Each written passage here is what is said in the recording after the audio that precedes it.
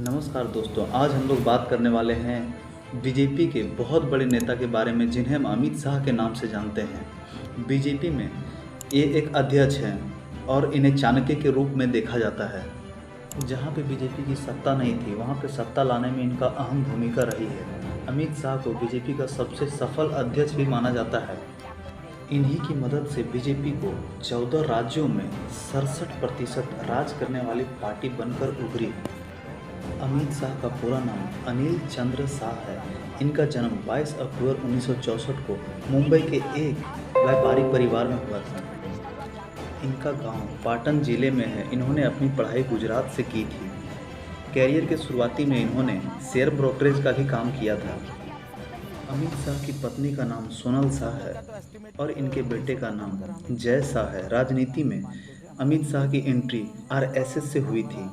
College के समय में यह अखिल भारतीय परिषद से भी जुड़े रहे।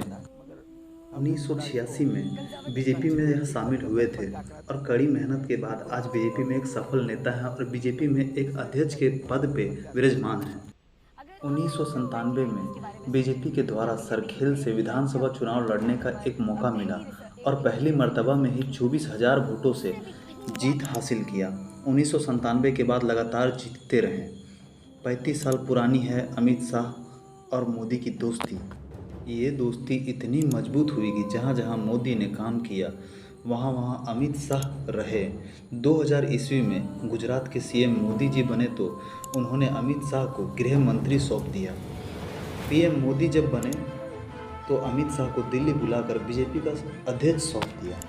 2014 में जब बीजेपी से नरेंद्र मोदी पीएम बने तो जीत के नायक अमित शाह माने गए। अमित शाह के नीतियों से ही बीजेपी को यूपी में 80 सीटों में से 73 सीटों में जीत मिली। जिस पार्टी को 2012 में 15% वोट मिले थे, उसी पार्टी को 2014 में 43% वोट मिले और भारी मतों से जीत हुई। अमित शाह का डंका इसी प्रकार से पूरे देश में बज गया। कहा जाता है अमित शाह आज तक कुल 42 चुनाव लड़े हैं, लेकिन आज तक हार की प्राप्ति नहीं हुई है। अमित शाह के ही चाणक्य नीति से पूरे देश में 67% बीजेपी राज कर रही है। इसी प्रकार से वह आज देश के गृह मंत्री हैं और बीजेपी के अध्यक्ष हैं। Thanks for watching this video. Thank you.